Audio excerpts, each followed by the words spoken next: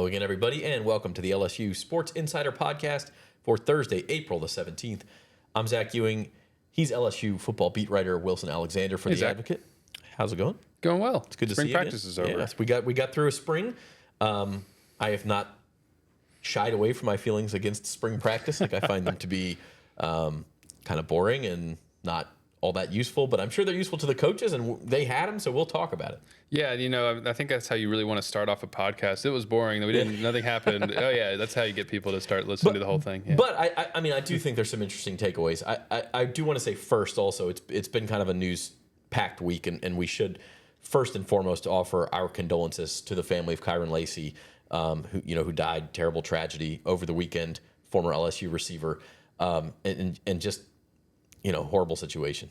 It is tragic. I mean, there's two families that are grieving, the family of Herman Hall and the family of Kyron Lacey, connected through tragedies that feel like they, wish they could have just been avoided, and it's tough, I think, for anybody who knew Kyron Lacey this week, talking to some people throughout the week who did, former coaches and teammates, they're mourning his loss. And LSU had a team meeting on Sunday, bringing the players together to tell them what had happened, to give them a chance to start that grieving process. Because for a lot of them, that it is what it is. Some of them didn't know Kyron Lacey as well. That's kind of what happens on a 100 plus person team.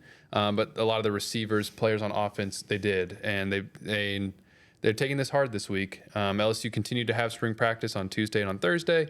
Finished out the spring, but there's clearly still weighing on the minds of those who knew him. Yeah, and I think that will continue probably through the 2025 season. You still have that is going to be a theme that runs through this LSU season. So one last thing on that, just if you need help, if you're struggling with mental health, that sort of thing, please reach out, talk to someone, get the help that you need. There is always a solution. You're not alone. Yeah. So want to emphasize that point. But as you said, LSU continued to practice. They finished up spring practice just this morning. And I do think we got some answers, Wilson. I mean, you had said off the air it was kind of an uneventful spring. That's not necessarily a bad thing, though. Yeah, I mean, it just wasn't. I feel like for this team, after you bring in all these transfers who kind of instantly join the two deep in a lot of spots, you would have hoped to maybe learn more this spring, but some of the most intriguing things, the stuff that LSU has to figure out, it's like the offensive line. And the offensive line never really changed a whole lot throughout the spring, so you didn't learn maybe a ton about the offensive line. I think a lot of what we learned is more like in the details. It's not like who's going to be the quarterback, because that was already known, or like, who's going to play receiver. We pretty much know who the 5 or 6 guys that are in the mix for that. And some of those maybe flashier things are kind of not going to be. We're not going to know if they have improved and if they're good until they play Clemson, really. Yeah. And so it's sort of more like in the details this spring, which makes it maybe not as interesting to the general public, but still something where we could maybe pick up on some of the things that they're working on and kind of where they're at least heading into the summer. Yeah, and so what we're going to do is talk a little bit about things that we liked, things we didn't like, such as they are, and then talk a little spring transfer portal, which I think Brian Kelly expects to be quiet, but that may be a good thing for LSU too. We'll see. We'll talk about that, and then we'll kind of wrap things up as we look forward to like the long break between now and like SEC Media Days is the next time we get to see these guys, pretty much. Yeah, I mean, we'll see Brian Kelly, I guess, at spring meetings in Destin at the end of May, but now it's just sort of waiting. Yeah, the long summer begins for college football fans. To that end, you mentioned something interesting. All the transfers in the winter, it does seem like they were pretty seamlessly integrated into this team, which is, again, we're talking from the outside in. We don't know for sure how things are in the locker room or anything, but that speaks to the talent level of these transfers, and also that LSU really targeted places where they needed guys. Seamlessly in the sense that they have gone right into, in most of their spots anyhow, starting roles or competing for time. You look in the secondary, Mansour Delane from Virginia Tech. I think you can go ahead and pencil him in as a starter. LSU could end up moving him around. He has that versatility, but this is a guy who's going to be on the field for them. And at the moment, that's at cornerback. Up front on the defensive ends, Patrick Payton, Jamari Butler, Jack Pyburn, these guys are going to play a lot. Gabriel Rutherford's going to be in that mix too. But like those are those are your 4 defensive ends who are going to rotate at either spot. At wide receiver, Barian Brown has been getting a lot of playing time. Not as consistently necessarily with the ones, because LSU has 3 returning receivers that it likes, and they're oftentimes with that first team offense, which is what we've seen over the past few years when a transfer has come in the spring. They're maybe not just instantly getting that first team work, but like he made a ton of plays in this scrimmage on Saturday. He's going to play a lot. Nick Anderson's been kind of banged up this spring. He had an injury that he was getting over, but like clearly he's going to be in the mix. So I think it's seamlessly in that like Tamarcus Cooley, another one at safety, like right in coming in, looks like he's going to be a starter. So seamlessly in the sense that they brought in these players and they have stepped right into a lot of those spots on the first team that LSU expected them to be when they signed them, because LSU knew going into that winter portal window it needed to find instant impact players, experienced guys who could come in and start right away. And so maybe that's a good place to start with some of the things we liked from the spring. I mean, it's one thing to say this transfer class is ranked number 1 or number 2 in the country on January 15th. It's another thing to see these guys come in and rise immediately up the depth chart. So I think that's one thing. You also mentioned the defensive linemen. Like you wrote about this from Saturday's open practice. They're getting after the passer. Again, when a team practices against itself, you don't know, is that good pass rush or is that bad O-line play? I mean, it's a little... Could be both. Could it be both? But I do think that's... LSU's defense has been so deficient the last couple of years that pass rush is the fastest way to fix that. And this pass rush is probably, if you're talking about brightest spots in the spring, I think that's number 1 on the list. Yeah, those defensive ends looked really good in the scrimmage on Saturday. Patrick Payton hasn't popped this spring, the one from Florida State, who was really, really good 2 years ago. But it's also spring practice. Like, are you going to really... that's not necessarily a definitive thing. It's just more that we've seen more plays out of Jack Pyburn and Jamari Butler and Relaford. But they were getting after Garrett Nussmeier and making it tough for this offense to do anything consistently in that scrimmage, which could be kind of worrisome. As we sort of said, it's sort of a double-edged sword when you're only seeing a team practice against itself. But at least you might be able to think like, okay, they can probably get after the passer a little bit. And they're also going to have Harold Perkins in the mix. Who you would assume will be part of that pass rush, those packages. And so LSU definitely has some players who can get after the passer a little bit. Some things for Blake Baker to work with this season that could maybe help that defense take a step forward. They got better last year compared to where they were in 2023, which is a very low bar. But they need to continue to improve to try to get toward being closer to a top 25 defense than top 50 or something like they were last year. Yeah, I think, Blake Baker, we talked about last year, the havoc, right? He wants havoc, and that's the easiest way to get it is through the pass rush. And even if you look at the other side of that sword and say LSU's offensive line is maybe an issue or a question mark, which we'll get to. Well, look, there were times the last couple of years LSU couldn't get a pass rush even against bad offensive lines. So even that would be an improvement if you could get to some of these teams that where maybe that is a weak point and really exploit that. So what else have you liked out of spring ball so far? I've liked what I've seen out of Barian Brown. I know I mentioned I'm just really high on him this season. I think that he could be a really dynamic player for LSU. I like what I've seen out of this cornerback room. I feel like they've held their own in one-on-ones, and we've seen it here in one-on-ones when the defensive secondary is bad, what can happen. And they've won their fair share of reps. I like what I've seen out of punter Grant Chadwick. We only saw a little bit of it in the scrimmage on Saturday, but it was like the way the ball came off of his foot. LSU people might not fully know this. They had the lowest average yards per punt in the SEC last season. Couldn't flip the field. And that is not a good thing to. You need to have an advantage there if you can make one. And so it seems like he can make a difference. I think what those would probably be. I like that LSU.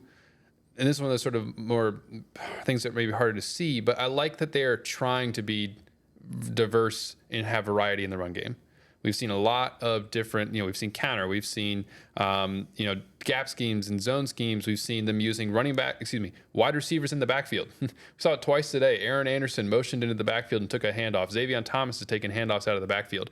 I like that LSU, is it going to work? Who knows? But LSU is trying clearly to improve a run game that was not good enough last year. And maybe that even includes Garrett Nussmeier. He's been scrambling more than he did last year. That's definitely been an emphasis for him, is run the ball when opportunities are presented, when it makes sense within the course of a play. Like if it's not there and you can pick up some yards with your legs, go do it. And he's fast enough to do those things. He was hesitant to make it happen last year, and we have seen him actually scramble. Will he do it against Clemson? Who knows? But at least here in the spring in practice, he has actually taken off and scrambled at times. Yeah, I that may be the next level for him too. Is instead of forcing those throws, take off. Brian Kelly had a comment about this being the best roster he's had at LSU. Was that? I mean, do you take him at his word on that, or is that just sort of coach speak in the spring? I think it's a little bit of coach speak, but I mean, gosh, he has been saying it all spring. And whether or not it's coach speak, that's him now setting the expectations for what he believes in this team can be. I mean, he told me before going into the spring, he said that, I can't remember the exact quote now off the top of my head, but it was along the lines of, before this, LSU didn't have a roster that could compete with the top of the SEC, and now that they do. And he thinks that they could win the SEC this year and compete for a spot in the college football playoff. And so now he's setting an expectation that he needs to go and meet. Yeah. I think there's probably a little bit of coach speak there, but you can also see the elements as to why he would believe that. I mean, you've got a quarterback coming back in his second year. You've got some speed at receiver that you didn't necessarily have last year because Chris Hilton was injured, and then now also Barry Brown is really fast. And you've got defensive pieces that could maybe make that stronger than it's been under him, because LSU defensively under Brian Kelly has not been really a dynamic unit. They were good enough in his first year, but they haven't been consistently at the level that they need to be at, especially in 2023. And so, there's still a lot of question marks up front on the offensive line that could end up maybe being their Achilles heel, but at least you can see why he would say that, I think. But either way, it's setting some pretty high expectations. Yeah, I mean, there's nothing stopping him from saying, look, it's the spring, let's take it slow, we're a work in progress. I mean, there's other coach speak things he could have chosen. And if we're to compare it to last year, he said going into last year repeatedly that he thought that LSU's team would be greater than the sum of its parts because it didn't have any star power from the year before. Which is coach speak for, I don't know. Yeah, it was. So you're comparing, if you want to kind of compare his coach speak isms from the past 2 years, going into 2024, it was greater than the sum of its parts. Going into this year, it's the best roster they've ever had during his tenure. Summer podcast, Coach Thesauruses, what they say and what they mean. But I think it's a positive thing. And I think when you look at this roster, it kind of speaks to one maybe without an obvious weak point. And let's transition into what we didn't like about the spring. And I think I know what you're going to say, but go ahead. Yeah, I'm just the offensive line is it's a work in progress. I mean, and you would expect that to some degree because they're going to be replacing 4 starters. The only person back off that starting offensive line is DJ Chester, and DJ's fighting for a spot with Braylon Moore there at center. He could end up sliding to guard. We talk a lot with the offensive line about continuity and chemistry, and LSU doesn't have that right now up front. Yeah. It's also breaking in 2 new starters at tackle with Tyree Adams and potentially Weston Davis, who's come in here in the spring and been consistently the right tackle all spring long. And so it seems like he has at least an edge on that starting spot right now. But like we were talking about, the edge rushers were getting a lot of pressure. Does that mean that LSU's tackles are struggling? It doesn't matter that you brought in all this, these receivers and that you have Garrett Nussmeier back if you can't give him time, if you can't create push up front. LSU, the big thing this whole spring with the offensive line has been physicality. They know that was a problem with them last year in the run game in particular, and they have been trying to improve in that regard. But, we have seen mixed results from that, I think. But at this time of year, what you're trying to do is set the mindset, but the execution is going to have to follow. And if LSU can't create holes in the run game, which they weren't able to do last year, and they can't give Garrett Nussmeier time either, which they did do last year, then this offense is going to be dysfunctional. And so it is a cause for concern, but we're also a long way out from the first game. That's just something that they're going to have to continue to work on all year long. It's probably going to be the thing that's going to make or break this team. Yeah, maybe I should have said they have one obvious weak point. But it's kind of the age-old thing with LSU. Like, these guys are highly touted recruits and or transfers. The talent is in the room. You have to trust the coaching staff. I don't think it's impossible that it works here. Like, even though you're giving up a guy like Will Campbell, who looks like he's going to be a top 10, if not top 5 draft pick, and Emory Jones and some of these other guys who were really good players, even though it didn't quite click last year. Like maybe you have slightly less talent, but if it clicks more, as you're saying, then that could even work better. I mean, let's be clear. They were very, very good in pass protection. It was just in run blocking. They wasn't what LSU needed it to be and did not meet the expectations after trying to rebuild the run game around that offensive line. This offensive line could maybe it could be greater than the sum of its parts. It's just tough to know right now. I mean, Josh Thompson has come in from Northwestern, but he hasn't established himself as a starter yet. Maybe that ends up being at left guard, but he also has experience at tackle. The other one is at center there with Braylon Moore. Splitting reps with DJ Chester right now, hasn't yet established himself as the center, but you would still maybe expect him to be by the end of fall camp. So, it's just we'll just kind of have to see how it shakes out. But it's just something that you're going to have to know going into the season. This could be a cause for concern, and hopefully for LSU's sake, they end up, sort of everybody ends up stepping up because, like you said, there's talent there. The problem is that there's a lot of inexperience, and there's a lot of guys who have not played together as a cohesive unit before. Brian Kelly said that they're basically going to let it continue to play out into the 8th or 9th practice of August, which is about halfway, and then at that point, try to set the starting 5 and then build cohesion and chemistry through the back half of the August going into that game against Clemson, a game on the road against a team that's brought back a lot of returning players, especially on the defensive side of the ball. Yeah, that seems like kind of foreboding. Tight needle to thread there if you're giving them only a couple of weeks. But you got to find the best 5 too. So outside of O-line, Wilson, any other causes for concern or question marks you still have coming out of spring? The safety play, we just don't know if it's going to be improved from last year. LSU needs to tackle a lot better in the back end. That's been a problem now for a couple of seasons. Needs to take better pursuit angles on top of that. Those are things that are kind of joined together. Cooley comes in. He's expected to be a starter. Jordan Gilbert was out all spring. And there's LSU coaches seem to believe that he was playing through 2 injuries last year. One of them was a shoulder, and that, so he missed spring practice after having surgery. And so they're thinking, I think, that he will be better when he's healthy and maybe a little bit more physical. But they also, LSU got a lot of playing time this spring for Javian Toviano and Deshaun Spears and even Joel Rogers. It looks like Spears and Toviano would probably in the mix most out of those 3 for playing time. And if those guys could take a step forward, and Toviano is known as a good tackler in particular, and that's something that Spears is trying to work on, then maybe LSU safety play will be fine. It's just another thing we won't really know until the Clemson game if it's better. We haven't really been able to see in the spring if it is, but that's probably the other cause for concern. And then defensive tackle, it's just that, I like some of LSU's pieces. I think Ahmad Bro gets the most out of what he has. I mean, and he plays with so much energy. There was one rep during practice where they were doing these sort of 2-on-1s where, 2 offensive linemen, 1 defensive tackle, and he's ripping through people, getting his helmet torn off, and he's still going. They're trying to play with a lot of havoc up front. But they're just really young and not very proven up there. And so it'll be interesting to see. We'll get into this more with the portal, but I think we're kind of hinting at the spots they could look at. Yep, that's a good transition. We're going to take a quick break here.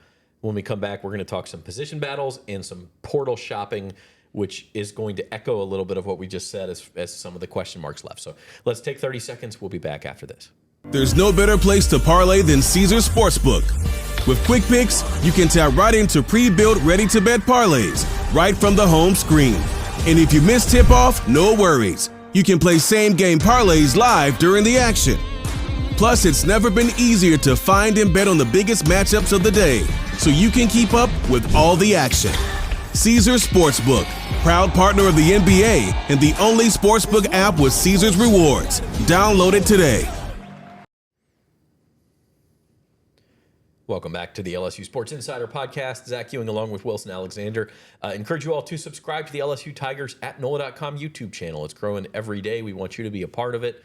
When you subscribe, you sign up for notifications. You get to know when we have new videos up. And we plan on doing a lot of football this summer. Yeah. Why? I mean, it's talking season, baby. Yeah, we're gonna. Oh my gosh, it's talking season. Yeah, obviously, like everybody around here is, I think, focused on like baseball, but I mean, it's always football season. Come on. And I mean, like just this week nationally, you look at like Lee Corso announces his retirement this morning. I'm so sad. I mean, you knew it was coming. Yeah, you knew it was 90. coming. I mean, you got it. It was time. rough the last couple of years. It probably needed to happen, but like College Game Day was the thing that watching that every Saturday was what got me into sports media. And so I'm probably gonna get a little misty watching his last show. Yeah, end of an era. Do we know where we don't know yet. They're gonna announce it. Okay, so the options of that week that would make the most sense would be Texas, Ohio State. Yeah, he that's put the first headgear pick he made was Ohio State. But is that 30 a Fox years ago? game? Yes, but they could still take game day they there. could still do it. And then they would probably call LSU Clemson with Fowler and Herb Street. But the other one would be LSU Clemson, or then maybe even Bama and Florida State. There'd be the tie with Sarasota, Florida State. But I still feel like the obvious pick is Texas, Ohio State. Arch Manning's debut, the defending national champs. Yeah, Like it is the obvious pick except for the Fox angle. So maybe we'll see. Maybe LSU Clemson gets a little bit of love, and then like Nico Iamaleava at Tennessee, or no longer at Tennessee. I mean there's always something to talk about. So we'll have stuff to talk about. But right now we're wrapping up LSU spring practice, and we mentioned this before the break, Wilson. But like position battles, a lot of spots are set on this team, and that's the sign of an experienced, talented team. The places that aren't set are the places you mentioned as question marks. Yes, offensive line, nowhere near set. I will say that, though, I think Tyree Adams is your left tackle. Okay. I think Weston Davis could be your right tackle. We haven't really seen any sign that somebody would replace him. I think the only reason that maybe he wouldn't be is if LSU goes into the portal for an offensive tackle, which not really sure that they will. Or if Josh Thompson ends up maybe sliding over there just because he has experience doing that. He's been their second team right tackle for a lot of practice since he came over from Northwestern. But the other ones, and I feel like Braylon Moore's going to end up being the center, but he hasn't won that job yet. I say that in part because Brian Kelly told me going into spring practice, Braylon Moore will play center and DJ Chester will be a guard. We just haven't seen that come to fruition yet. So your other people who are in the mix, it's really those guard spots in particular, are Cohen Eccles, who has been the starting right guard for most of the spring. Paul Mabenga, who got a few starts at the end of last year. And then DJ Chester. And then again, Josh Thompson could maybe end up playing guard too. It seems like maybe left guard. We've seen him there a little bit more and more here toward the end of spring. And so that's certainly a name to keep an eye on as a possibility there at left guard. So that's the offensive line going into. I think there's at least been some separation between like those are the ones who are in contention for time, and everybody else is probably going to be a backup at least going into the season, and we'll see if things move around. Right. And then what were the safety? Secondary. Yeah, safety. Yeah. Well, really the whole secondary. Yeah, is interesting because LSU brought in all these new corners. Already mentioned Delane. It's the other corner spot that's interesting. Ashton Stamps keeps getting a lot of playing time there, coming off of starting 16 straight games. But Jakeem Jackson's going to be in the mix. DJ Pickett, we'll see if he can start as a freshman. He's got a lot of talent. He's certainly flashed that at times, but he is still an early enrollee, and he's mostly been playing with the second team defense. And then at safety, we pretty much already ran it down. Cooley's probably going to be a starter, and then the other one is most likely Jordan Gilbert, but could it be Javian Toviano or Deshaun Spears? Those are the other guys who are in the mix for those spots at the moment. Yeah, I find it interesting, especially that corner spot where, you have Ashton Stamps, and you could say this about Jordan Gilbert at safety. Like these guys have kind of the incumbency advantage where they were here, and everybody said, well, LSU's got to upgrade at those spots. And LSU went, and it looks like they upgraded at some of those spots, but it's still the spring. These guys know the system. They kind of have that advantage of playing in it last year and being the experienced guys, and the newcomers, they got to go beat them out. Yeah, they do. I mean, I think Stamps is probably the best representation of that because normally, I know I've said this on the podcast before and I've written it too. I mean, normally a guy who started 16 straight games for you at LSU is going to be a starter, but Usually those guys are NFL draft picks. They're like really good. But it wasn't like a high level 16 games necessarily. So Pickett and Jakeem Jackson, I think in particular, are going to have something to say about that going into fall camp. That's going to be quite the battle. I feel like Delane right now is certainly set at one corner spot. It would just be the only reason he wouldn't is if LSU moved him to something else because it feels like it needs him somewhere else in the secondary. I think what you want as an LSU fan is for Stamps to get beat out. Nothing against Stamps, but what that means is that somebody came in and played so well that you take a 16-game starter and turn him into high-level depth. Yeah, that would be a good sign for this team because to your point, then that can be your third corner, somebody who comes in as in dime packages, who has seen a lot of football. That's a good thing. If that's the ends up being and the there's, case. there's going to be injuries. We know that. I mean, there always is. So if you have that kind of thing standing on the sideline ready to come in, that's a good thing. It's not a good thing for Ashton Stamps, but it's a good thing for LSU. Okay, transfer portal. This all ties into this conversation too. The spring transfer portal is open another 8 days. April 25th, I believe it closes. And so LSU could still have people leave. They are currently at their 85 scholarship limit, which exists at least for one more season. Yeah. Or at least one more month. I don't know. I mean, It will be one more season. The SEC has said that they will have the 85 scholarship limit in place for the 2025 season. so LSU's at 85. So if they were to bring anyone in, someone else has to leave. Yes. That is the long and the short of it. Brian Kelly came right out and said, we don't expect movement. Now, I personally would like it if a high level safety flashes in the portal or somebody in the trenches. You mentioned O-line or D tackle specifically. Like, you have to take a look if you're LSU, and then you have to have a conversation with somebody that says, hey, maybe you're better off looking elsewhere yourself so that we can bring somebody in. Those are the conversations that may happen over the next week. Absolutely. I think LSU will be interested in looking at defensive players in particular who enter. If there's a high-level tackle or a safety, to your point, they'll certainly be interested in that.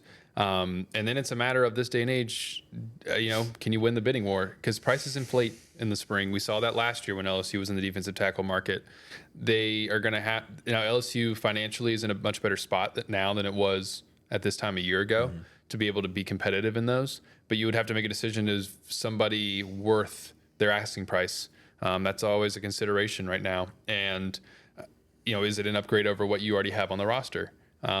Because that's another consideration coaches have to make. Really, anytime the portal's open, but I think particularly after the spring, have you seen enough from the guys who are already on your team to feel comfortable moving forward, or do you feel like you need to go and get help?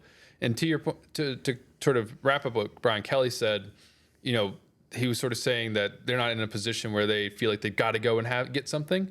And I can kind of understand that. Maybe you don't feel like it's urgent like it was in December. It was urgent. Maybe it's not as urgent now, but you could still probably upgrade this team in a few spots, and particularly at safety and defensive tackle. There are so many variables here between, did you spend a huge chunk of your NIL budget in the winter transfer portal and so you don't have much left?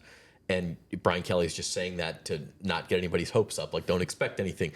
Or on the other hand, like you said, maybe he is so happy with this roster, which he continually says is a good roster, that he doesn't feel like they need anything. And then the obvious other variable is just like, who does enter the portal? Again, if you have a first round type draft pick guy entering the portal, it's like, well, why wouldn't we go try for him? Yeah, and oh gosh, if you have a first round draft pick type entering the portal now, that's not a good thing, because that means you haven't done what you need to do to keep them financially. What I mean is, like, from another team that you could go grab. But you're right. Either way, I mean, and look, we expect. There'll probably be a few players who hit the portal already today. Javen Nicholas, walk-on receiver, has entered the portal. Somebody who doesn't have a whole lot of eligibility left, trying to get on the field somewhere. It's not really going to be at LSU in a significant capacity. So he's going to try to go and find somewhere that he can play more. And so there'll be, I would think, a few other players who hit the portal. But if everything goes the way that LSU thinks it will, it'll be guys who are further down on the depth chart, who are trying to go and play somewhere, who maybe don't see a path to the field. One thing that we can say definitively, though, is it will not be Caleb Jackson.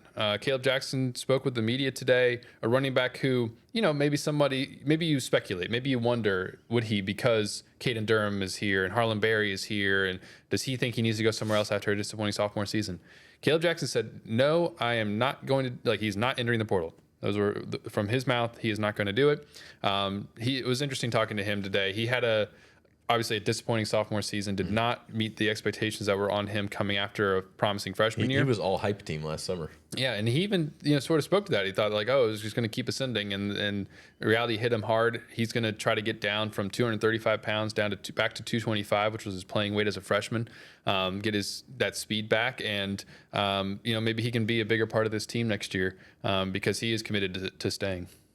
That's a good place to wrap this up. I think, Wilson, this roster feels mostly complete. It feels like LSU's in a good spot. And that's where you want to be in the spring portal. The spring portal is more like, you don't want to be filling emergency holes. It's more of, kind of being picky and shopping for luxuries. Exactly. And LSU has put this roster in that exact spot where you're setting your foundation in the winter portal window. Mm-hmm. You're adding little elements. Maybe you want a new stove or, a grill outside.